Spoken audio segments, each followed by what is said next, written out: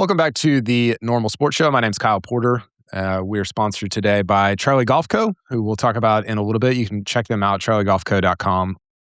And yeah, we've got a fun guest today, Dylan DeChair of golf.com, Full Swing, Golf Stuff podcast. You're all over the place, Dylan. I appreciate that. Yeah, you kind of have to be, right, Kyle? You don't know. Get into this business thinking you're just going to write 5,000 word articles for Sports Illustrated, and it turns out the ground shifts underneath you a little bit. So here we are, just trying to keep up. I had this conversation with Shane Ryan a couple of podcasts ago. Maybe it was back in March at some point, and we were lamenting the idea that you do jump, or at least I can't remember what year. What year did you get into all this? Let's see. I started. If you want to do my first masters in the business was Patrick Reed, 2018. So if we're using masters as ways to kind of mark the time, then I got hired August 2017. Okay, and started that summer. So I got hired December 2012. So my first masters was Adam Scott. I wasn't there. I covered it from afar. And my first to attend was Danny Willett, which I'm surprised I came back after that. But we were talking about how I got into this I wanted to write. Like I love writing, love reading. And then all of a sudden, 5 years in, it's like, that's going to be 10% of your job, 20% of your job. And the rest is all this other stuff. Has that been, how has that affected you? Because I presume you kind of got into it to write also. Yeah. I mean, similar in some ways. You kind of picture writing being the job, and then I guess there's definitely more. The world pushes you to, video and audio and what we're doing here and what I'm trying to do with the new show. And I guess the what I tell myself is it's sort of, if you bring the same ethos of writing or of being part of a magazine or part of that coverage to a different format, then that's a good way to be. But yeah, so I don't know if you can bring a little bit of that mindset, a little bit of that mentality to a 2-minute video, then there's still some value in that. There's something cool to that. I do like the format. It's good for me to get into concise little bits of writing. But it is so different. I mean, it's obviously, this is a macro conversation, but it's fun to try different things. It's fun to be building things, but it is very clear just from talking to generations of people within like the media center, just how much it changes every 5 years, 10 years. Yeah, or more. which is terrifying because I don't know how that's going to go for all of us. But if you were given here's a question. If you were given the option to go back to, 50s, 60s, 70s, Dan Jenkins, write 1 or 2 stories from a major versus, the kind of output that we are all producing at the majors now, tweets and podcasts and videos and articles and, all the stuff. Would you trade it for the Dan Jenkins era? Probably, right? I mean, it's epic. You just produce one thing. Your entire focus is on quality. You're having like 11 drinks a day. You're playing golf every day. You've got an unlimited expense account. You have people reporting for you. It's hard to imagine. And also the pressure, like, okay, when it's time to deliver something, there's suddenly a lot of pressure on that one thing. But also, I think what I find myself most jealous of or nostalgic for now is just the era of like pre-AI slop. Like the written word is just devalued because every day you just kind of see AI nonsense just kind of splattered in front of you. So even like the basic act of producing words on a page is no longer impressive in and of itself, which I think makes good writing still really stand out. I think there really is still a place for it. I think people really like it and really engage with it. But yeah, I think that's what I'm currently like, oh man, I miss when the zone wasn't so flooded, I Yeah. guess. It feels like there's more words than ever and probably less thoughtful original writing than ever because of the way of the world. Yeah. I mean, some of the Jenkins era was you get one rip at this, and if you don't hit it, then you're like all that to say, I think part of the fun of our era is newsletter wasn't that great today. It's okay. I'll do it again tomorrow. Yeah. And I think there is some I do enjoy that part of it. On the AI thing, I was talking to Shane Ryan about that also, but I think there's going to be this, and I don't think it's happened yet, but I think in the next 10 years there will be this thing where like if okay, so take another industry, take let's say basketball. Like I've seen these robots that shoot basketballs and they can make them, 99.9% of the time or whatever. And you're like, I saw it on a Dude Perfect video. And you're like, okay, that's cool. Like that a robot can do that. But what's cooler is when Steph makes it like 43% of the time with somebody guarding him. And in a way that, like, in the same way that I'm drawn to that more than watching a robot make it every single time, I think people will be drawn to humans like, oh, I can't believe a human wrote that. I think AI writing will get so good that it will be almost like you're viewing you're coming to be impressed by the human that is able to do it like even like remotely close to as good as the AI, rather than for the content itself. Does that make sense? It does. I think my fear would be like, all right, I've got a 2-year-old. You've got kids that are a little bit older, but like, are people in my daughter's generation going to be able to read and write on their own? They're going to be able to produce. So I didn't mean to dive so quickly into existential crisis on this That's podcast, but like, we yeah, no, that's what we're here for. I don't know how it all looks in 10 or 12 or 15 years. Um, I hope that that's true. I hope that there is this. I mean, I don't know. Yeah, right now, at least, if it was just to stay as it is right now, AI writing sucks. It's awful. I see it and I'm But repulsed it's by it. getting better. Yeah, and I guess even I should say when I say it sucks, it's like the most basic form of it. Like I think if you dive deeper and you're giving more prompts and you really are like, okay, borrow from this and borrow from that. I haven't really because I'm a little bit afraid to you know Yeah. go too far down that because Yeah. how do you come back out? But but you're kind of garden variety, like what you see in social media captions or whatever. It kind of jumps out at you of like, oh Yeah. god, that's Emails that you get. trash. Yeah. It's not this, it's that. Like there was just a little Yeah. graph going around about how certain forms of writing have kind of spiked in the last few years. So I don't Totally. know. It's not there yet. I'm sure it's going to continue to get there. It's true across all creative platforms though, right? Of like video, actors, like yeah. I don't know. I'm an idiot about this stuff, partly willfully, but I'm not sure I'm going to have that luxury for too long. What do you mean by actors? Like, okay, why do you need an actor? You just make a video. You just Oh, tell yeah. AI to. But that's what I'm saying is like I feel like there will be this shift where it's like people will come just to see like can a human do this even remotely like in the same way that Steph is just like a percentage as good as a robot. Like I'd still much rather watch Steph than a bunch of robots even if they make the Yes. shot 100% of the time. And so I think that some of the creative arts and writing and acting and all these different things, I think people will show up just to see if a human can do it. Maybe the actor equivalent is like the theater comes back, you know, and for the writing equivalent, you finish watching the masters for the day, and then VIP groups get to kind of cycle into the press center and watch us type just to be like, What see, Porter's doing it. He's got his pencil out. I He's doing it by hand. can't imagine a more boring activity than coming into the media center to watch us At type. least there's snacks though. Yeah, there are good, very, very good snacks.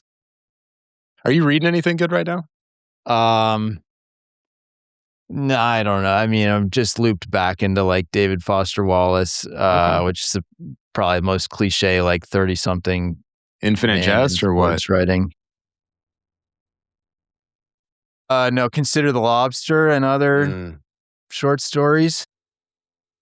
I'm trying to think of what I don't, I've been falling back on like I reread like The Great Gatsby mm, every year, so I just read that. Um, I don't know. I've been into The Atlantic recently. yeah, Subscribed there. I flipped through The New Yorker. We get that at an unsustainable rate. Just arrives at our house somehow like every day. Um, so I don't know. I read a lot, but not as many. Like I do feel the satisfaction when I've been reading a book, even the Kindle, which I know is not as good as the real hardcover book. And then I was reading some golf books ahead of the Masters. I was reading the mhm, making of the Masters about some of the early stuff, and really just like the first couple editions of the Masters. I was reading Shippey's book about Rory. yeah, So I've got a few different ones open right now. yeah. How about yourself? Anything tickling you?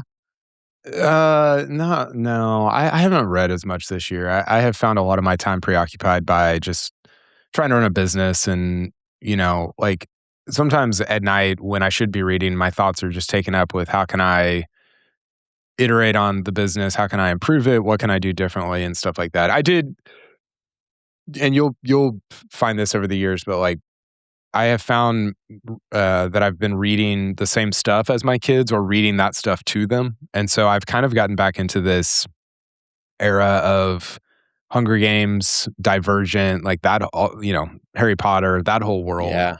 and so I just started, the new I think it's the newest Hunger Games, edition or version or whatever, called Sunrise on the Reaping. I think it came out last 2025, maybe 2024. So I'm excited about that. But no, I have not been reading as much as I should have. Have you read David Foster Wallace on the Federer article? Yeah, yeah, it's legitimately all time. But yeah, I mean, to your point on that, like my cultural intake right now, I'm really taken by Trash Truck, which is maybe after your kid's time, but it's a For great sure. couple seasons of yeah, talk about like you need to have a story behind it, right? The dad in this animated kids cartoon, like the dad in the show is also the writer and he's the real life dad. The kid in the show is his kid in real life. The kid's sister is the kid's sister. Like this is like a family made show. It makes you feel better about putting it on for your 2 year old or whatever. And maybe they shouldn't be having any screen time. And then Winnie the Pooh is the other thing. And this may be a trap that's really easy to fall into, but I was watching we put Winnie the Pooh on a little bit to like chill her out at certain times of day. And last night we were just sitting on the couch. Winnie the Pooh was on, old school, still holds up, Yeah. really kind of weird. But God, there was a line that was like, it's Winnie the Pooh just has all these brilliant lines. And he said, it's much easier to lose something than to find it. I was like, Mm. God, that's good. That's really brilliant. And then I was like, the golf swing comes up and, yeah, then you're like, okay, is this the sort of thing that you only do with young kids? It's actually not relatable to like the broader world who will just be like, Jesus, Dylan's talking about Bluey again in his writing. Like, stop it, man. Well, yeah. So a couple of things. One, we were doing a crossword. I'm sure this is why people are tuning in to hear us talk about this stuff, but we were doing a crossword as a family last night, and one of the clues was Lady Blank. And I'm sure that I never got to the answer. I'm sure it was Macbeth or something like that. And all I could think was Lady J. Like I couldn't think of anything else. So you do have golf like seep into these weird sort of corners and crevices of your life, even or maybe especially with kids. Okay, we are going to talk about golf. Speaking of, I wanted to kind of kick actually real quick. Full Swing season 4. You're in it. Good feedback. Have you heard from people? Like, what's the feedback been like, Mr. Good Cutline feedback. himself?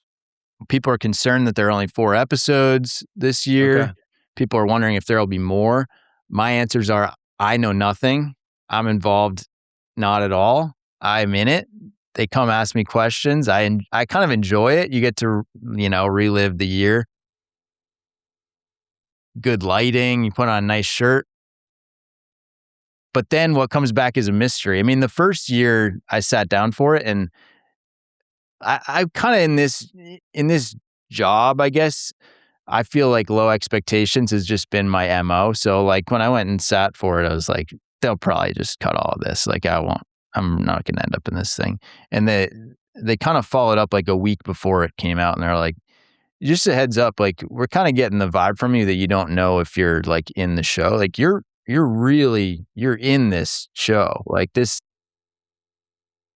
So anyway, it's been an absolutely, it's changed the whole dynamic of like my existence in the golf world or at golf tournaments or whatever, because people, not a lot of people, but there are people out there that now have like seen me and recognized my face, and you kind of realize that you might write a 1,000 articles and occasionally people will check the byline, but they're probably not that often putting a face to a name or whatever. And really grateful for the way that Full Swing, I guess, has like opened up different opportunities for me. And a lot of people that are not golf fans, it really does seem to resonate and pull them in cool ways. So I don't know, between the Masters and then I was like on a couple big magazine deadlines, I still have to watch the last 2 episodes of this season. I heard I haven't watched it yet, but I heard it's mostly Ryder Cup or a lot of Ryder Cup. Yeah, I think it's, the Ryder Cup as we both know, it's like, it's great as a way to make sense of the golf season. Like you get to categorize guys into whether they make the team or don't make the team. It's a nice finale in the way that, the tour still wants the playoffs to end up being. So yeah, I think it's the season seen through the lens of the Ryder Cup and then culminates there.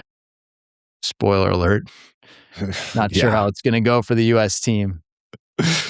Oh man. We don't need to relitigate that, but I'm excited to see it. My wife was actually just asking me about it at lunch, and I was like, I haven't seen it yet, but I've heard the Ryder Cup stuff is very cool. We were texting the other day. Do you have any leftover Masters takes before we get to what has surprised us about this season? Yeah. Well, I think we'll get there. Get there within this. Okay. I want you to start because I organized my thoughts based on you going first. How about that? Okay, great. So we're answering the premise of this is we're answering the question, what has surprised us about golf, pro golf in 2026? Not necessarily pro golf, but just golf. And, I think Joseph Lamagna and I did a little bit of this last week when we talked about kind of takeaways from the Masters, but I'm pulling the lens back and looking at January 1 until now. We're recording this between the Masters and the PGA Championship. So kind of the first quarter of the year, maybe third of the year is complete, and we're getting into major championship season. So my first one, and this is sort of what made me think of this exercise, is that Matt Fitzpatrick is the number 3 player in the world as we record this. He won the Valspar, he won the RBC Heritage, and he almost won the Players Championship as well. And I got to say, Dylan, I just didn't see this coming. I've always, or not always, for the last several years, I've thought that Fitzpatrick is good player, never going to be top 3 in the world. The thing that's been surprising, and I know that, his coach Mark Blackburn has gotten a lot of credit for this, but if you look at data golf, he's not even putting it that well right now. He's having a very kind of tour averagey type season in terms of putting, which for him is bad. He's like a gain a half stroke or more per round guy with the putter, or historically he has been. This is his worst putting season ever as a pro. And yet it's his best overall season in terms of strokes gained per round as a pro. So that's been shocking. You don't see guys at this stage of their career. Sam Burns comes to mind, but you don't see a lot of guys improve their iron play this much. I mean, he's become like a top 3 or 4 iron player in the world. And that's just a very unusual thing at this stage of his career. So Matt Fitzpatrick as a top 3 player in the world has certainly surprised me so far in 2026. Yeah, I think the way that he just won this past weekend, I mean, he could have slammed the door shut on the back nine a little bit, I guess, but just stepping up the way he did to resettle himself, taking down Scotty Scheffler in a Yeah. playoff. It's hard to say enough about that. Even though Hilton Head is his second home, he was getting a lot of grief from the crowd. I mean, that's a whole nother subject, but like Fitz stepped up. He has stepped into this role. And I guess we can soft transition into like what has surprised me. And I guess it's a conversation that started kind of last year, but it's been compelling to me to figure out like the hunt for the PGA Tour's third star. Yeah. This was true last year too, when, Rory and Scotty have, not in that order, Scotty and then Rory have clearly been number one and number two, not in ability and then also in like wattage. And then it's just been this fascinating revolving door of it feels like whoever the hottest golfer is kind of takes up that third mantle. So, it was Tommy Fleetwood when he won the Tour Championship and was so good at the Ryder Cup and won in India and was just playing at such a high level. This year, it feels like at various points it's been, Cameron Young. It's been now Fitz. There are other, like Ludwig feels like he's playing at that level, but doesn't have the wins to show for it. Morikawa, when he won at Pebble Beach, then it felt like, geez, this guy is about as hot as anyone. It was like, gee, is Chris Gotterup going to play at this level? So, and that's a spot that if Jon Rahm and Bryson are playing on the PGA Tour, it feels likely that one of those guys slots into that position, and that's where you really feel their absence. But like that remains a really compelling storyline to me of like, okay, who is that next guy? Because there's number one, there's number two, and then it feels like there's a tier. And Fitz right now is definitely that guy. Yeah. And this is a little bit of a tennis conversation, right? Where you have Sinner and Alcaraz, and then like, can you name the number 3 guy right now? You probably can. Shoot, no. I'll lock back in around the slams. I get into tennis for the 4 per year, but that's about it. You're describing our entire golf audience as well. Increasingly, probably, right? Yeah. For sure. So Zverev is 3, Djokovic is 4, FAA, Ben Shelton, Taylor Fritz. But the point is, like the third guy, you're like, okay, Zverev, like good player. What has he won recently? It's a little different in golf because other guys other than Scotty and Rory do win, but they don't do it at a sustained, like what you're talking about is a sustained level for a long period of time. It's a month or 2 months or whatever.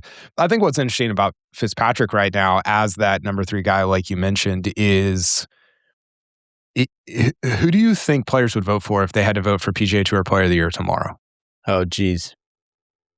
I mean, it's Fitz, right? I think it's either Rory or Fitzpatrick. Yeah. I mean, if you're asking me, hey, what career accomplishment would you want? It's clearly like winning the Masters. But, I'm just thinking about the way like the PGA Tour sends out its thing of like, oh, 2 wins and, they're all sort of treated the same way. Yeah, for sure. Yeah, if anyone in golf would take the Masters over the 2 PGA Tour wins. But in terms of like who's had the best season, like that showing has been tough to top. Yeah, which is, it's super interesting. But I'm with you. I don't know. Yeah, we might get to the end of 2026 and Fitzpatrick, I mean, we probably will get to the end of 2026 and Fitzpatrick will have not won again just because that's how golf goes. So, well, and will he get a major? That to me is okay, he's the number 3 guy right now. To your point, like when I got into this business, it was a little bit more the era of like, geez, these majors, like anyone can win these things. Jimmy Walker. It's almost just Jason a random. Duffner, Yep. Yeah. I think Stenson, Francesco. I think Jimmy Walker. Oh no, I guess Jimmy Walker won the year before, and then Justin Thomas won the PGA. But there was this era where it did feel like, okay, well they're not random tournament winners, but any given week someone could pop up and win these things. It really has been since Jimmy Walker that you've had a true surprise major champion, and in the last couple of years, it's basically like Xander, Scotty, and Rory have won the majority of these things. So it's feeling increasingly like the cream is rising to the top. And I'm curious, this year I'm sure we'll get a JJ Spawn equivalent of someone that's almost there but not quite there, who breaks through. And that's probably going to be the tiebreaker of like who the breakout star is. Well, that's what I was going to say is do you feel like we'll look back historically and say Jimmy Walker or JJ Spawn was a more random major champion? Oof. I mean, how confusing was JJ Spawn's win a couple weeks ago in terms of like his narrative? It's like, oh, wait a minute. He's so confusing. Do you remember that? Do you remember when I just said that? Were you like, oh shoot, I forgot that happened? Yeah, I mean, because it's easy to tell the story of, hey, this guy had the year of his life and he almost won the Players and he won the U.S. Open, but these things only last for 7 months or whatever, and then they drop off. It's weirder to tell the story of, oh, but he also won the next year and he contended at the PGA Championship at Iran. Like that, that's a more, it's just historically, that's usually not the way these things go. And so I think we love to categorize and kind of bucket these guys. And when they don't fit into these specific buckets, you're like, I don't know what to do with that. Yeah. It's why the like miscut win is like, it's a confusing narrative because, I don't know. I mean, it's nice to equate a win with a bigger picture accomplishment, I guess. It's what has made the Masters so satisfying the last handful of years is it has felt like the correct golfer has won, and we'll get more into that. But I didn't think that golf would be tennis in that way, I guess. I thought it would still be more of a distribution across the top 25 or 30 golfers, and really it's a few. Yeah. And that's I think it's good. I was talking about this with my buddy Hayden Martin on this podcast about how it's good when you have dominance like that because it's very compelling as a story, but also it makes the JJ Spawns, when they break out, you're like, oh, that was legit. Like it wasn't a fallow period of like, Lee Westwood and Martin Keimer. It was like Scotty and Rory. And that's, to beat them in the same week is super impressive. Speaking of Scotty, my second one is that one thing that has surprised me about 2026 is that Scotty's only won once so far this year. And I think if you would have told me after the American Express in January, hey, Scotty will not have going into New Orleans, Scotty will not win again, I would have thought that was pretty crazy. I would have thought he would have at least won once, if not 2 or 3 more times. And I don't know, it's interesting, Dylan. I looked up his strokes gain today, actually, from January 1 through Hilton Head. In 2025, he was at 2.5. Just an insane number, really, really good, super impressive. And then obviously he went on to win 6 of the next 12 tournaments that he played in. So that was last year. 2026, he's at 3. So he's been a half stroke better this year than he was at this time last year, which is not, it hasn't felt like that. And I think the expectation of Scotty this year winning early versus being injured early has been a lot higher this year than it was a year ago. And so I think that plays into it. But like, man, if he won 6 of his next 12 events at this point last year, and he's been better so far this year, I mean, he could go on that run again. I don't think he will because his his approach play hasn't been as good, and that's usually a tell. It's usually a sign. But I just am wary of people who are like, oh, Scotty's, he's no good right now. It's like, he could win like 3 of the next 4, and nobody would be surprised. He's actually been really good. If you look at the weekend at the Masters and you look at the really well-rounded golf tournament that he just played at Harbour Town, like it looks silly, I guess, now what we were what we were talking about with Scotty, a month ago. His iron play really spiked at the Masters. Like that was an otherworldly display with his irons, and that still remains. I guess a bit of a question mark if you're second guessing him. But I think Scotty. It's interesting what happened at the Masters with Scotty when he sort of had that viral like press conference moment, and I think that was revealing because he's kind of thinking big picture and he has a recognition of where his golf game stands. And I think also he has a recognition of like the randomness of one round at a time, like golf analysis. And it's funny, right before he had stepped to the podium, he did a TV interview where he was asked like, oh, what did you fix from yesterday to today? And it was like, and then like, what do you need to fix for your like back nine scoring?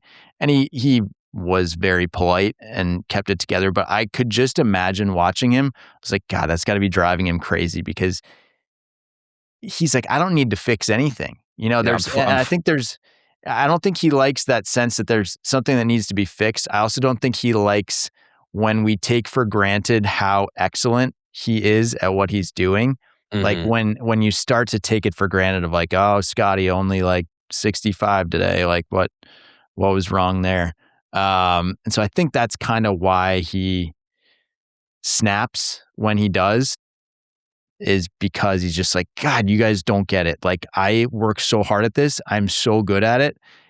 And maybe it didn't all come out today, but it's right there. And if you're looking big picture, like I'm about as good as anyone, even on my middling weeks. So yeah, I'm not sure that he'll close in the same way. I'm not sure he has the same dominant iron play, but geez, if you just look at his year, now that he's had these back-to-back runner-up finishes, it just looks really good. Like the bad first rounds look more like random noise than a sign of anything else. Yeah, maybe there's a couple little questions about his iron play, but overall the storyline has to just still be like, yep, Scotty is clearly the best golfer in the world. Yeah, I'm looking for it right now. Were you at the Players Championship? No, not this year. He had a quote from the players about how he's basically like, you guys don't, like, I don't view my golf game the way that you guys do. Yeah. I know Right, exactly what you're talking about. Where you guys are looking at shot to shot, and I'm viewing like the whole. I wish I could find it. I'm viewing the whole thing, and yeah, it does have to be just it. And he doesn't. I was telling somebody this the other day. He doesn't always handle it well because he's pretty introverted, I think, and I think I think it takes a lot of energy out of him to like do all that stuff and to not be sarcastic and not like, whatever. And especially when you compare him to Rory, who's kind of his contemporary, who it's very life-giving for him to talk and to chop it up. And you're like, maybe you should like do less of this sometimes. And so it's a really, really interesting point about Scotty. And I think that I think he, he doesn't, it's got to be weird for him because he just does so many interviews and talks so much. And it's like, I feel like things are fine. Like it's fine. Like I don't, it's almost like the LeBron thing where you have to reevaluate his legacy after every possession of like the Eastern Conference Finals. And you're like, what are we doing?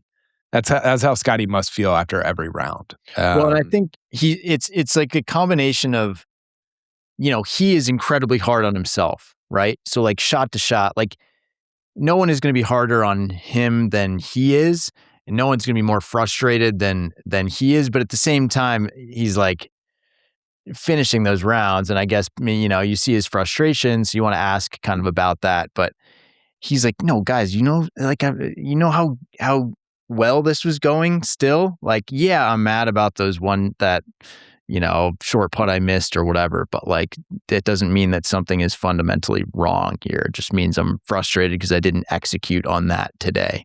Yeah. But a little less interesting, yeah. You got to be focused, small picture if you're telling any interesting stories about a given tournament. So I see it. Gosh, I wish I could find this. I'll find it while you do your second one. All right. Patrick Reed. I'm There's listening. been a couple chapters to this, I guess. I mean, it started when he was in the Middle East, and it just came a little bit off the radar of like, oh yeah, I don't think, just some whispers, like, I don't think Patrick Reed has like a contract yet. Like, I don't think he's signed with Liv. And, based on what he said, being one of the final guys on the left on the range as the final groups were going out in that first event of the year was like a very meaningful thing to him. Look, there's always more going on behind the scenes with this. I don't know what his contract specifics were. I don't know what deal he had in place. I don't know, all the factors that went into that. But having him reemerge he's been a character. He's been contending at majors. He's been a character on the world stage, but having him kind of take this different lane has been really interesting. He's not playing on Liv. He's not on this Koepka path. Instead, he's kind of in this in-between where, he could be Rory's biggest challenger for the race to Dubai this year. And then he is going to play his way into a PGA Tour card for next year. And then I guess he'll just be playing the PGA Tour again. Like he didn't necessarily leave on great terms with the tour and with everybody, so he didn't seem like the most obvious guy to come back. So then when he did, it was like, this isn't the guy or the manner in which I expected. Yeah, totally. I think that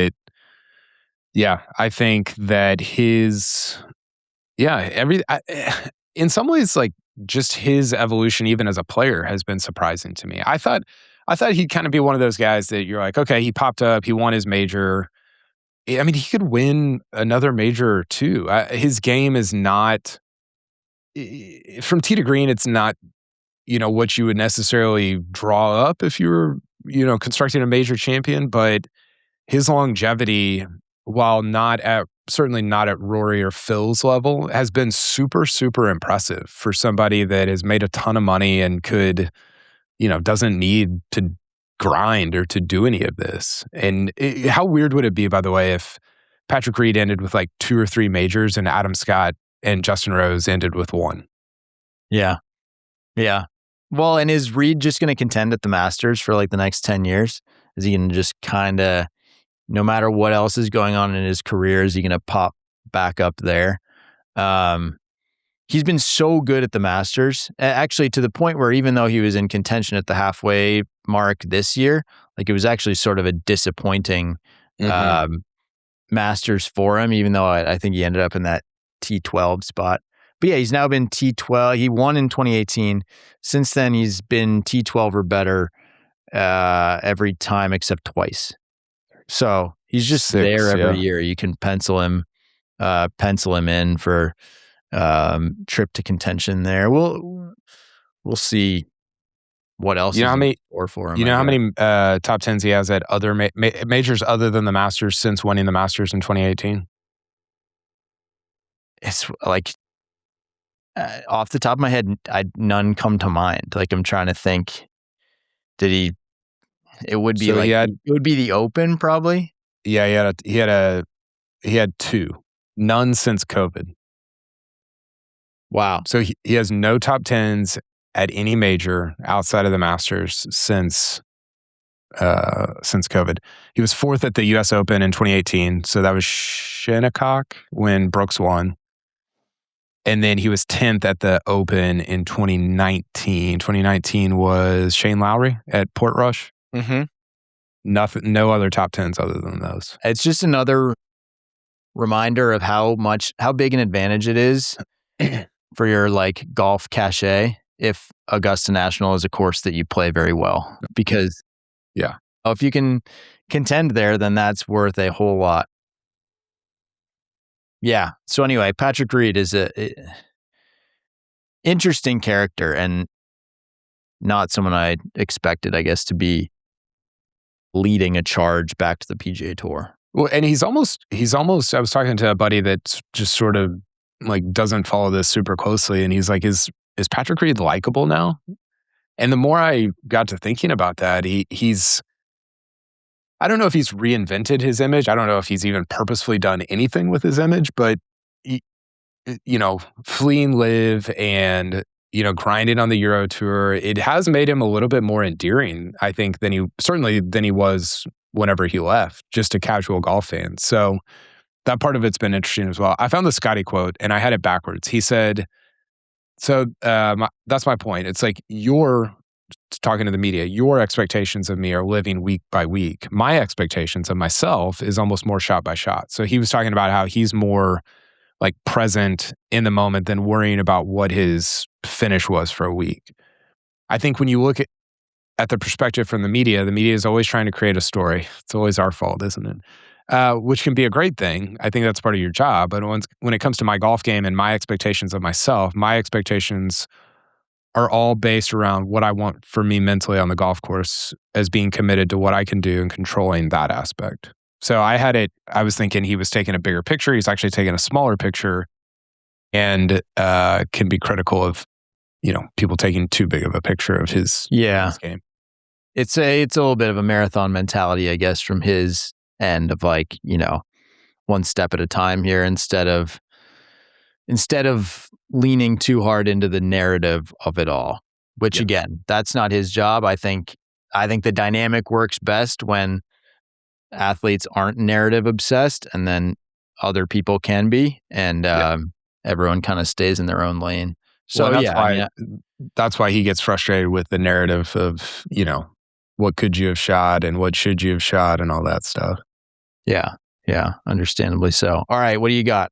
Well, first, what I got is one thing that has not surprised me in 2026 is the continued growth of Charlie Golf Co. Built by my friend Tyler Johnson. They've gone from one dude grinding away in his garage to a warehouse, a pair of embroidery machines, and trusted by 13,000 families, which is a lot of families. I think that's actually more than what the amount of families that watched Live Golf Mexico last weekend. Tyler continues to pour into his product with all the care you would expect from a solo founder, and especially with kids that he's trying to introduce to the game. So check them out, charliegolfco.com. And let's get to my number 3 one, which coincidentally is the end of Live Golf, ? I don't know what's going to happen with Live Golf, Dylan. I've stopped trying to predict that 2 years ago because every prediction I made was wrong. I did not see this coming. I did not see what happened at Live Mexico happening with the PIF basically saying, according to certain reports, I believe Financial Times, The Athletic, a bunch of people have had it, hey, we're not really going to fund this after 2026 is what it seems like. Now, that doesn't mean Live Golf is over. They might go find, a massive investor or an investment firm, or they can generate money a million different ways. But I just am surprised that, I would have been less surprised if they folded 2 years ago, 3 years ago, when it was really just not doing anything. And I feel like now they've actually got they've got some momentum globally, I guess, sort of. And so I guess I'm surprised at the timing of all of this. And if I've listened to Joel Beal. Joel Beal did a great thing on this on the No Lane Up podcast. But if you believe that the PIF's goals were business or golf, then maybe it's surprising that they're folding right now. But if you believe that their goals were something other than business and golf, at least the business of golf, then you wouldn't be surprised if they folded at any moment as long as they accomplish whatever their goals were, which, Joel would, I think, say would be the sort of consolidation of soft power globally, whether it's political or whatever. And maybe they've just viewed it like, hey, we've accomplished that and we're getting out of this. So I don't know. I'm still surprised. Yeah.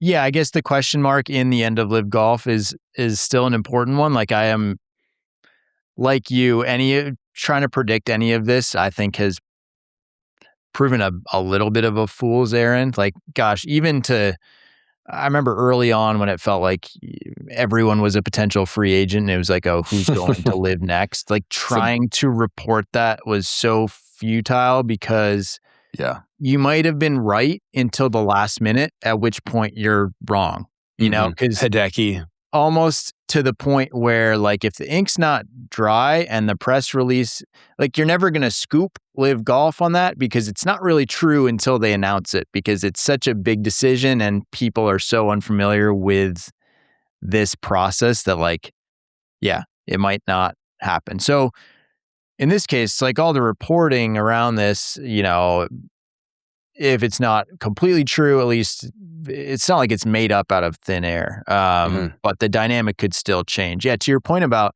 like, Live has had real momentum as a product.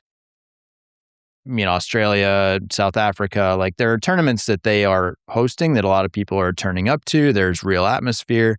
There are real sponsors, but Yeah, probably, I guess the way to look at it is probably less, emotionally as a specific fan or hater of live and what it is and what it stands for and what it's doing, and more of, like, macroeconomically, of, like, stuff where we're all a little bit in over our heads, because it's easy to kind of, or it's natural to kind of analyze live as a golf product. But as far as, you know the Saudi investment behind it, like, it seems like where they would shift their investment would have more to do with, okay, here's what we're doing here's our plan for sports, more mhm, generally. Here's what we're thinking about for WWE and Flag Football League and the soccer clubs we've bought stakes in. Like, that stuff seems more correlated than the specifics of, like,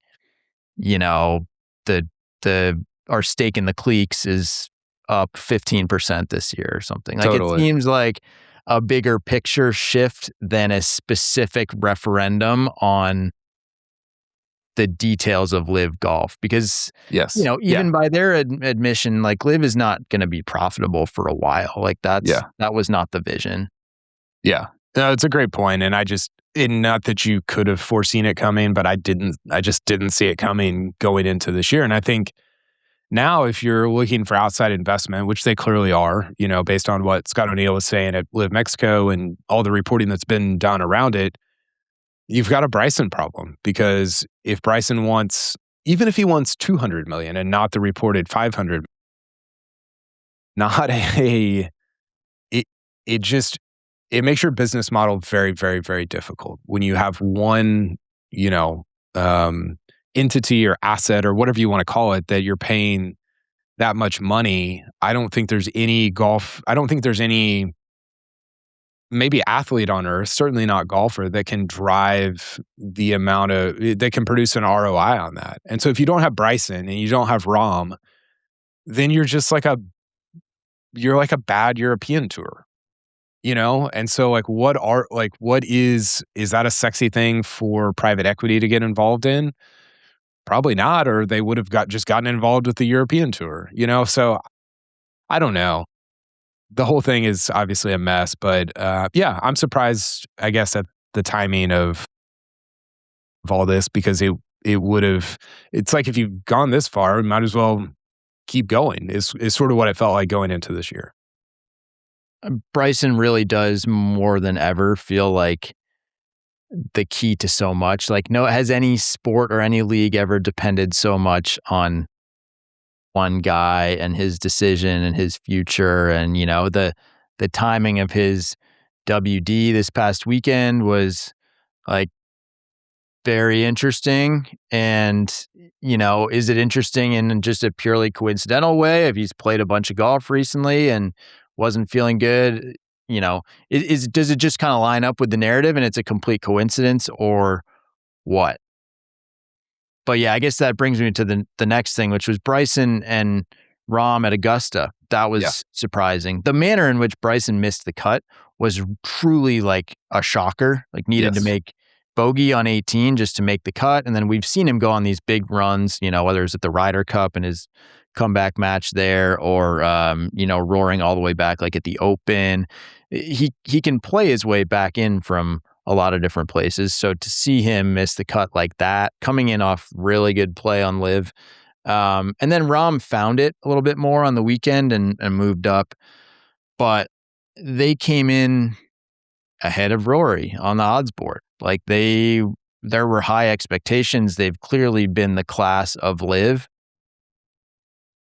So that was pretty shocking because I thought that maybe this was a week that we would get like those four guys in some capacity: Rory, Scotty, Bryson, Rahm in the mix. That was surprising to me. I don't know. I don't want to move on immediately from that conversation. Also, if you had more thoughts on where live is going, but just like there's more pressure than ever, I guess, on those guys' performance in the majors. Mm-hmm. And in everyone's, in the tour players too, how they do when they face off against each other. And I really was surprised that neither of those guys was a factor. Yeah, I was too. I think some of that is how well they played on live at the start of the year. I don't, I think big picture, I don't completely write off live as this uncompetitive environment where guys, are like, I don't believe that live is a league where you can't take anything away. I think playing well there can matter. And so I was duped into, hey, Rahm and Bryson. I did like a 5 guys who can win list, and I did not have Rory on it, but I did have Rahm and both Rahm and Bryson. One, just because of how much Bryson's improved at Augusta National over the last 5 years. I mean, it was miscut, and then all of a sudden he's top 10. You're like, I think he figured it out, which clearly didn't. And then with Rahm, I think Rahm's generationally good, and I think that he is so underrated as a player. I don't think it's irrational to talk about him in the same breath as Scotty and Rory. Now, is his career going to end up like Scotty and Rory? Probably not, but I think he's that good, and I was stunned by how he played. And I think now, Dylan, and I've written about this a little bit. I'm writing about it in the newsletter on Tuesday, but I think now we're into kind of the territory where you have to say, man, Rahm has like disrupted his own legacy by going to live, because it has affected his performance at the majors. Like he just hasn't.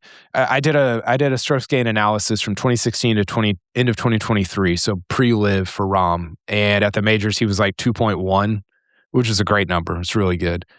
Post live, so 2024 to now, he's 1. I think it was 1.7, which is still pretty good, but there's clearly been a step back, and they've been uncompetitive. It's been an uncompetitive 1.7. He's been really involved in one major, which was the 2025 PGA, which Scotty won. Right. And other than that, it's just a bummer, because I think he was a guy, and maybe still is a guy, that could win 4 or 5 major championships, and I don't think that live is helping his cause there. Yeah, where it's hard to put your finger on is like, what is the actual cause there? Because I think you're right. Agree. It's hard to. I think it's a little. It doesn't quite work. It's not very clean to just write off all of live as like a prep mechanism. I mean, even Rory winning complicates that from the like, oh, you need to be tested in the fires of the PGA Tour. Like the guy didn't play for a few weeks beforehand. He had a WD and a no show at the Players before that. So it's not like you can't play on live and then show up and win the Masters. With Rahm, like a really meta possibility would be like the narrative around it may almost be like a distraction or something that throws him off at this point, where he's putting extra pressure on himself for that reason, or thinking about how he has to play in the majors in a different way. It was interesting hearing him this past week before he just blew the doors off everyone in Mexico City, talking about, he got into like a heated back and forth with his caddy at the Masters, and that's kind of where he turned things around and found a better feel. But, something seems to be getting in the way of his prep, and him playing so poorly on Thursday at Mm. Augusta was the biggest shocker. After that, it was actually kind of all fine. So again, it's hard to. I'm so I so admire Brandel because he is, if Scotty plays a bad round at a big tournament like the Players or something, he can be like, I mean, look at his golf swing. This guy is broken. This is where I feel like I'm more inclined to be like, well, might all kind of come out in the wash here. Yeah. But this, this felt significant because everyone else that we thought would be there was there at the end. Yeah, and I'm with you. Like the ROM thing, you're like, okay, well, is it because the courses they play on, which is what some people would say? Is it because he's not as competitive as he used to be, or he's not practicing as much, or he is distracted by this conversation, or he feels shame coming into this week's because of what he did and how he thought he was the guy that was going to reconnect the golf world? It's probably some bizarre combination of all those things and more. But I do think it's getting a little bit undeniable that this has affected his major championship era, the era of John Rahm at major championships.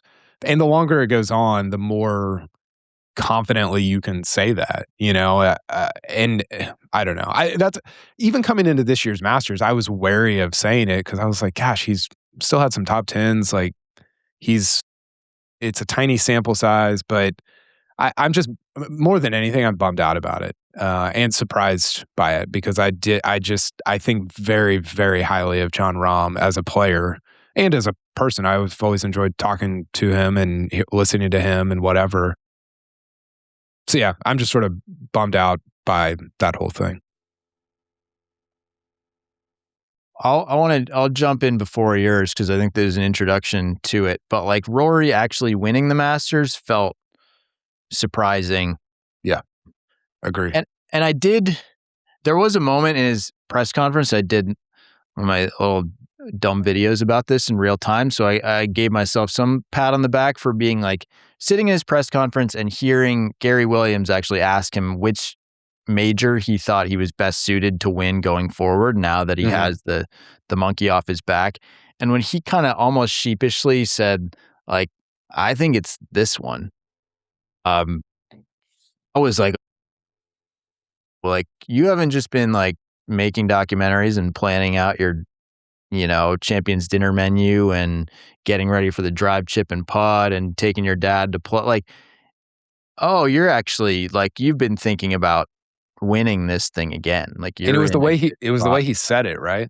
The Like way the way something about the way he said it just was like, oh, you're really, we've yeah. kind of been thinking about you more from a um, ceremonial perspective of like, all right, well, this is cool that Rory gets to celebrate this, but no one ever really goes back to back here. Like Yeah. the way he showed up at the majors last year after the Masters was like, okay, this is cool. This is another chance to celebrate Rory winning the career Grand Slam. Let's see how it goes. And that was like, wait a minute, easy to say in hindsight. Yeah. But going into the week and then where it ended up at the finish felt like two very different places. I mean, the fact that he had slipped as far as he did, just like on the odds board going into it. Again, even he talked about it. He was like, I get it. I was injured. I didn't play well at the Players, and then I took 3 weeks off. Like if I was a spectator or whatever, I might not be focused on me from a playing perspective either. So, and then it feels so obvious once he actually does it, even though to maybe your next point, like the way he actually got there was really bizarre. Yeah, I think what felt surprising about it is how straightforward it seemed. Right? Where, the year before felt like freaking scaling Everest 6 times in the same day for everybody that watched or participated, whatever. And this was just like, yeah, I played great on Thursday, Friday, played par golf on Saturday, Sunday, and won the Masters. And you're like, I didn't think it was supposed to be. I thought there was like way more to it than this. Yeah. That's the part that felt a little because coming out of that, I'm thinking, oh well, if winning majors is this straightforward for him, he's going to get to like 9 or 10. And I don't, who knows? Like, I think eventually he'll settle at probably 7 or 8, probably not 10, but that surprised me was how not easy, I don't want to say easy, but just how straightforward it seemed after the 10 years prior. It felt Herculean to even get close to winning a major.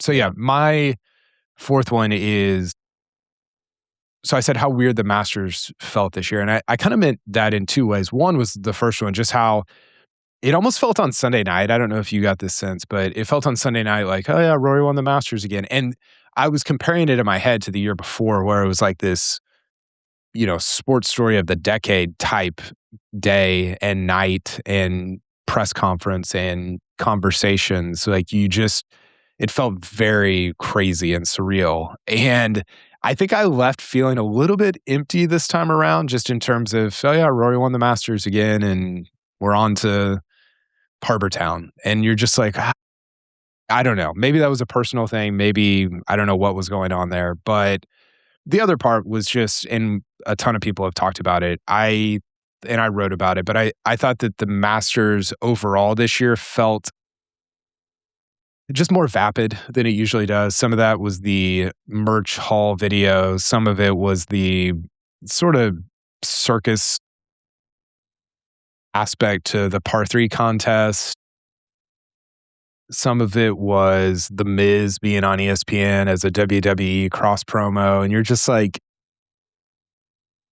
I don't know. Like, am I 80 and being like Nick Saban? Is this what we want golf? Is this what we want the Masters to be? Maybe that's a me problem, but I just felt it more this year, I think, than I ever have before. And I'm curious to see how Augusta National responds to all that. I think they care very deeply about whether it's a very pure golf product. I think their members care a lot about that. I think Fred Ridley cares a lot about that. And so, him opening the week saying maybe we shouldn't have done the dude perfect thing. It's like, that's like 15th on the list of things that have happened this week of things that maybe we shouldn't do. So I am curious to see how they respond. But that I was surprised this year at how I experienced the Masters compared to, the last 10 or 15 years of being there. Yeah, the Rory thing was always going to be anticlimactic, right? Like the next, Yeah. whatever happened this year, unless maybe, Spieth or something, like there's a couple possibilities that would have been like, mind-boggling. I thought it was an awesome finale in the sense of the guys that were in the mix on the back nine, and Justin Rose would have been a spectacular story. Even the fact that he was so close was really compelling. But to your point, I've been trying to separate like the reality from definitely like the discourse has been completely different this year than I remember it being. Mm-hmm. I don't know if that's like a TikTok thing, if it's just like people have kind of optimized content around the Masters more so, not just kind of the storytelling of like the history of the place and the mystique of Augusta, but truly like, yeah, here's the stuff that I got while I was there. I'm curious if, the gnome thing, I'm curious if this will be the last year of the gnomes.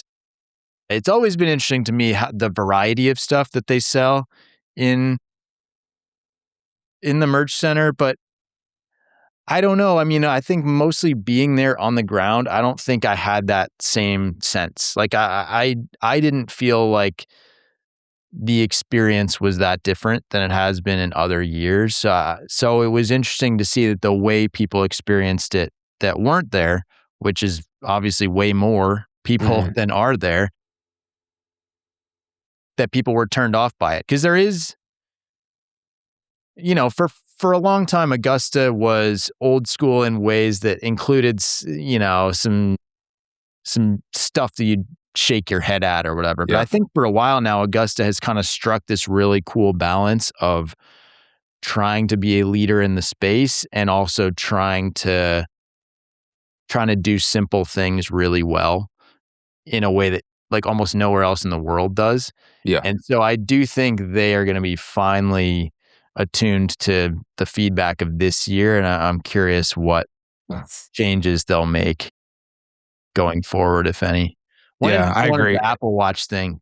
The, or people having I don't it's hard to it's one thing to keep out phones. It's hard to keep out all forms of communication now. There's a lot. Are they trying to keep Apple Watches out? I don't think so, but I've heard that, like, it's a way that people coordinate meeting up on the course or whatever is like, you got your watch. You can just send a text. Like, can you really ban watches? How sacred are you going to be with the little details of the place, like in the modern world?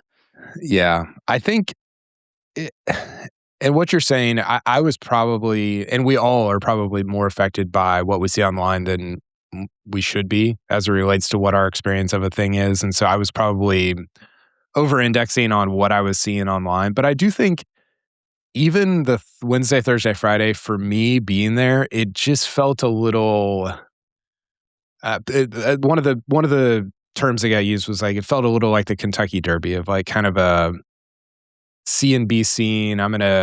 The influencery, I'm gonna elevate my station in life by being at the Masters. And it's Yeah. like, yo, that's not like I thought Saturday and Sunday felt like the best golf tournament in the world, which is what it should You know be what's and what is is. an interesting dynamic that I had not this is probably related, and this is the biggest difference I've noticed maybe the last couple of years is there's more parties going on like early week than there used Mhm. to. I don't necessarily get invited to all these cool parties. We're doing like extremely unglamorous stuff most of those nights, like finishing up stories and Yeah. getting Chipotle a couple nights in a row. And but it had that more like Super Bowl week feel to it of, oh, so and so's in town, Mhm. this person's playing here, this agency's having this party there. And that's always been a thing, but it does feel like that has ramped up and the kind of influencer culture has probably ramped up. And Augusta has let in more people with more permissions to shoot different types of stuff Yeah. on site. And, that may that may have something to do with it. Everyone wants a piece of the Masters. It's such a big thing. It's Yeah. such a big brand that it's inevitably it's going to evolve. But yeah, that was a big that was a significant change, I guess. Well, I think a part of what I was feeling was it felt like some of those parties or, get-togethers sort of spilled into the actual being on the grounds and the event, and you're like, "Oh, wait a second," like, the thing that made the Masters, in my opinion, great was the restraint that they've always showed of like, "Hey, we don't need your money, CBS. We just want fewer commercials for the for people watching the broadcast. We could make more money by doing this, but we're going to show restraint." They've always showed so much restraint in the way they've conducted the golf tournament. And it feels like some of that, and some of it's inevitable, like it just happens over time, but it feels like a little bit of that is kind of breaking down and things have just, I don't know, broken contain a little bit in terms of the breadth of the week and of the Masters and of Yeah. everything that goes along with it. It's such a hard, I want to give them grace because it's such a hard problem to solve of like, we've gotten too big. Like every company, I want that for my company. You want that for your business, for whatever. But it's it's a hard line to walk. And Well, yeah, and to your initial point, like by the weekend, uh, those people and those parties have actually like kind of yeah, cleared out. It's yeah, like that there's an early week thing. yep. And no other tournament other than sort of the other majors like get that sort of scrutiny in the lead up and pre-tournament and hey, what's actually happening on Thursday? And Hmm. the way a lot of people experience most golf tournaments is like turn it on 3 p.m. on Sunday, see what's Right. happening, see who's in the mix. But it was interesting. I think Saturday, Sunday, you get a different feel even on the grounds. I don't know how they meter out the tickets, but it feels more like, the members and their guests and their friends have kind of taken back over. Some of the business people have cleared Yeah. out. There's fewer kind of connection meetings happening and everything organizes around the competition. Yeah. And I think it feels more almost on the weekend. It felt more like it was a regional golf event Mm. that people were attending from the, and I'm not like promoting exclusivity here. I don't I don't think that's not what I'm It's a saying. fine line everywhere, right? Yeah. I know. I just don't know. The thing that I wrote is I don't know that inclusivity means you have to be everything for everybody all the time. And I think that that's sometimes what I don't need the Miz on my television screen. Like why is I don't like what is why are we doing that? Be yourself. I think that's what golf fans want from a lot of these properties of like, I mean, authenticity is like the most overused word these days, but Yeah, there's I something hate to it. it of like, you want you don't want the Masters to be pandering to anybody. You want Yeah, it to be, you want to trust the people in charge to like put on the best golf tournament that they can. yeah. And a lot of it's also out of their control of people are now realizing they can just take stuff home and make it TikToks of their merch hauls and like what are you going to do to stop Take it that? away. It's Take it almost away. it's almost it reminds me of how people blame the big bag media for so much stuff when it's like, okay, do you mean the media, like the people that are writing stuff? Do you mean like people writing comments on Instagram? Yeah. Like who? So in this case, it's like, okay, is it the Masters' fault? Is it actually just sort of a mirror on the way? Well, it's like how it's almost like how Tim Tebow was talked about in college, where you're like, is that his fault? Because all of us like can't stop talking about Yeah, yeah. shining a light on him, or is it our fault for like who's yeah. I think the Masters does have a lot of control and they do that purposefully. And it's like if you're not gonna exercise your control to get the Miz off ESPN, then like why do you even have it? That that's a very clear control. The Jason Kelsey's villain arc also came a lot sooner than I predicted. Yeah. I thought he was like a totally lovable guy, and then everyone, they're like, "Oh, Jason Kelsey's coming to the par 3 contest," and a lot more Uh people were out on that than I expected. yes. Yeah. That was fine. Whatever. Okay.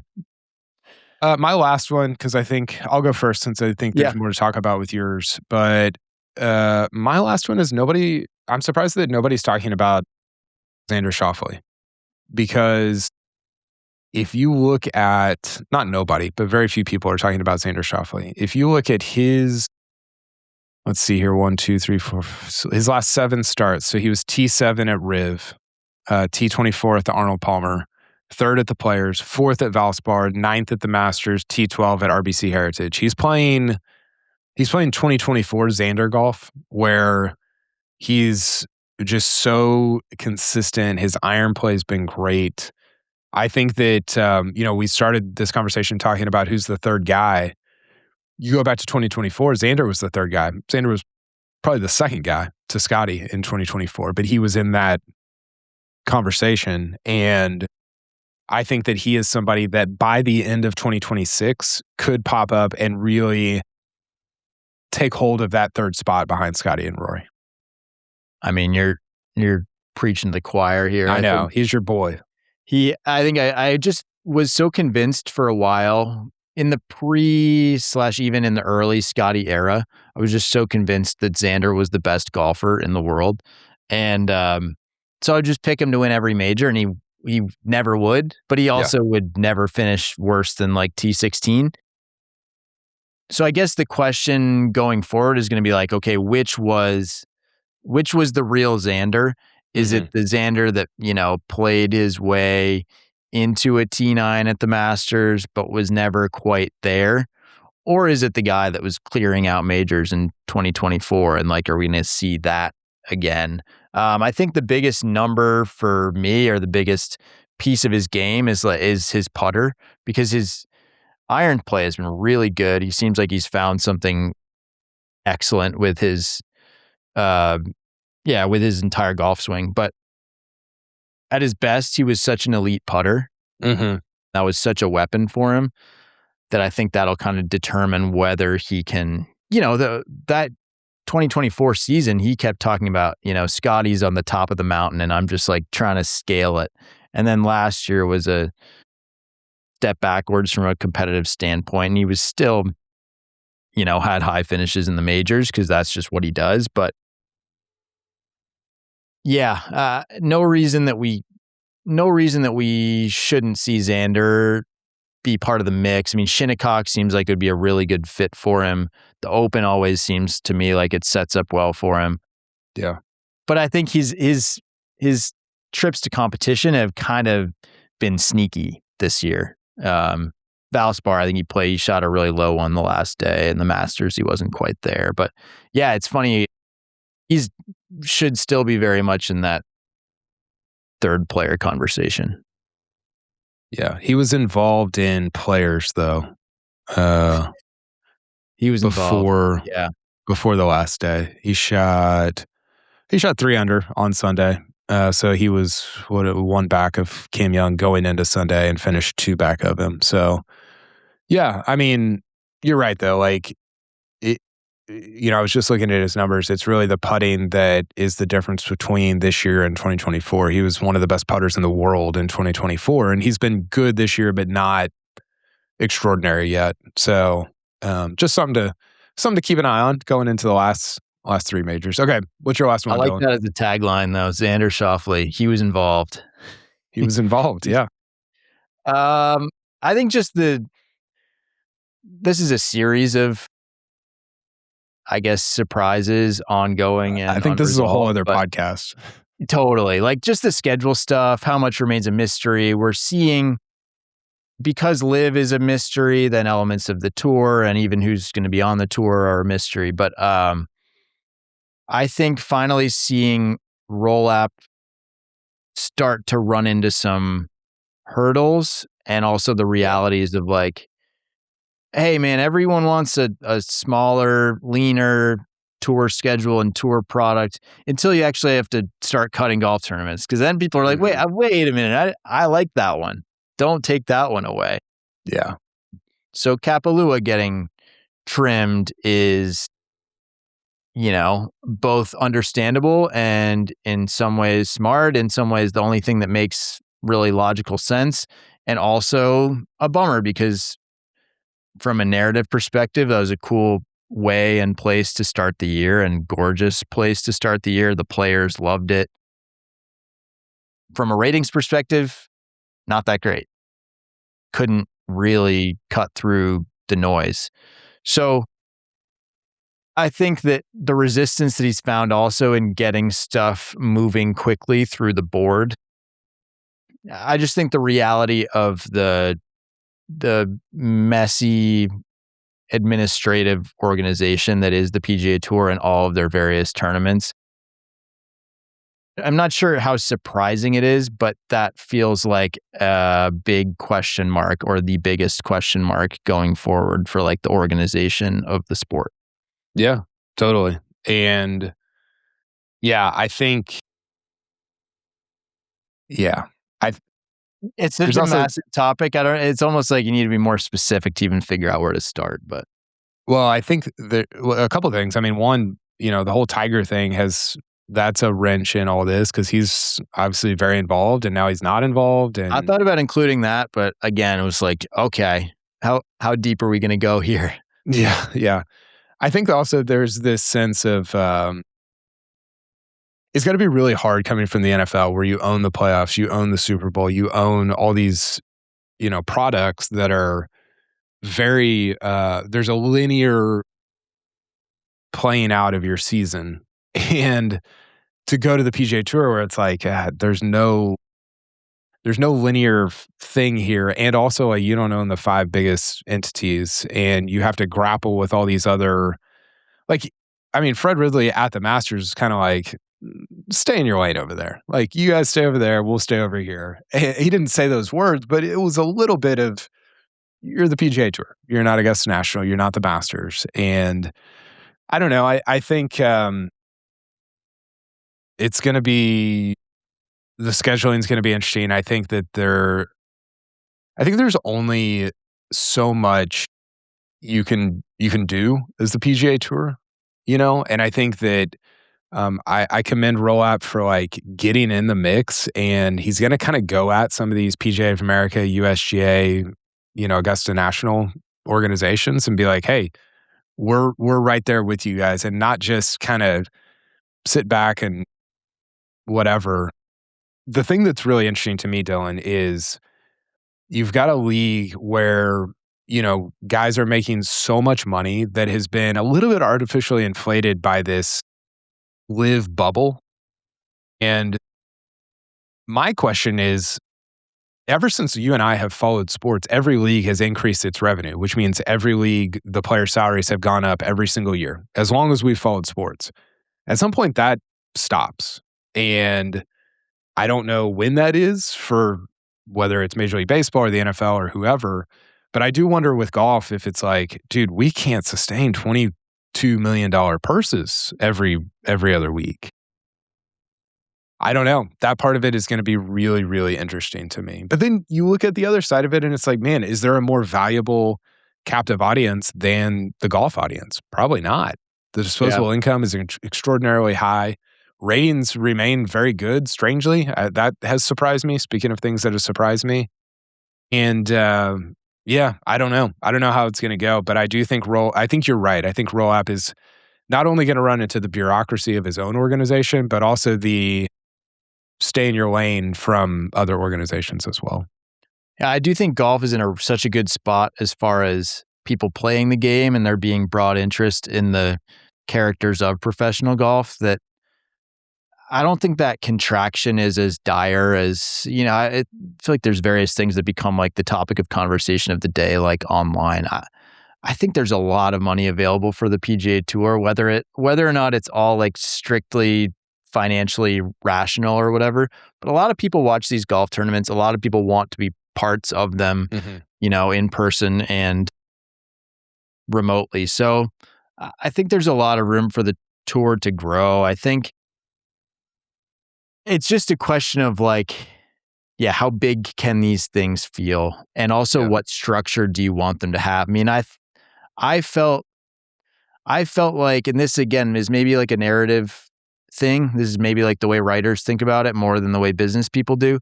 But it feels to me like there should be more of a preview event to the Masters 2 weeks before, and also that there should not be a signature event the week after.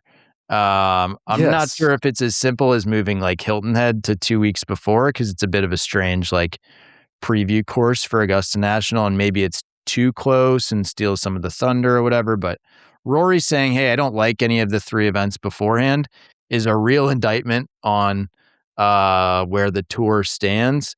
And then I just the sense of anticlimax right after the Masters to be like, all right, tee him up again. Let's go again. Like when there's shots, the first shots of like guys at the range at Hilton Head on Monday afternoon, like this is too soon. But and the ratings are good, so who knows? We were driving to and the tournament was good. I thought that especially. I mean, I agree with you, but especially last year, I was like, why they didn't cancel this? Like, we were driving to church on Sunday, and my kids were like, "There's golf again today," and I was like, "You're preaching to the choir." Like, listen, I know you don't know what I do for a living, but I've been yelling about this online for the last 7 years. The thing between the players and the Masters was crazy to me. What does every writer who's written a book do between the players and the Masters? They release the book because interest in golf is never higher than in this sort of like 1 to 2 week lead into the Masters, right? And for the PGA Tour to miss on like having a signature or whatever, tier 1, whatever we're calling them, event in that time is just wild to me. Like I don't really get how that is the case. And hopefully that seems like I don't think they should have any signature events the week after majors. I mean, it's such a come down time for players, for media, for everybody. And it's like, man, that's not it. You should capture the wave leading into those majors, not try to, ride it as those majors kind of peter out. Yeah. I think that, if I could set up a structure, it would be like 3 weeks and 2 weeks beforehand or something, if that's where you wanted to stack your big PGA Tour events. And the Masters now feels so big. Feels like guys are getting there earlier and earlier. Yeah. Despite all the horrific takes about Rory's, flying up to play Augusta or whatever. But like it feels like guys are starting their prep on Saturday afternoon beforehand and they visit ahead of time. And from a media and content attention perspective, like some of it does start the week before now. But you could have a really good event 2 weeks ahead of time. And it shouldn't be the players, because that kind of sits as its own thing. But something in that intermediate zone. And, maybe that's when you go to Memphis, Kyle. Maybe that's when you... Okay. We've done this pod too long if you're bringing up Memphis. Yeah, this was great. Dylan, thank you for your time. And I'm sure we could chop it up with a million other things that have surprised us. But yeah, how's the Golf Stuff podcast going? Good. Yeah. I mean, it's cool to have a podcast because you just get an excuse to like talk to interesting people if they'll return your calls. So I don't know, got to talk to Wright Thompson about the Masters for half an hour. And that's a good one. That's really cool. I know, I was realizing like, geez, I need to just have some of my friends on just so we can kind of catch up. Like, gotta make some time somehow. You need to have a podcast to like... It really is like... people. Yeah. I'm pumped for you. I know that you guys have done different things over the years at golf.com, but yeah, it's a very cool concept. And I love the sort of branding that you guys have done around it with some of the shorter videos that you do at events. And yeah, your stuff is very good. And I'm pumped to watch it continue to evolve. Appreciate that. Yeah. So yeah, you can, if people can find it on Golf Stuff Show is kind of the handles right now. Whether those remain forever, we'll see. But like everything, Kyle, it's day to day. Yeah, day to day for sure. We'll check it out. Okay, Dylan, thanks for your time. And hope to talk to you later on.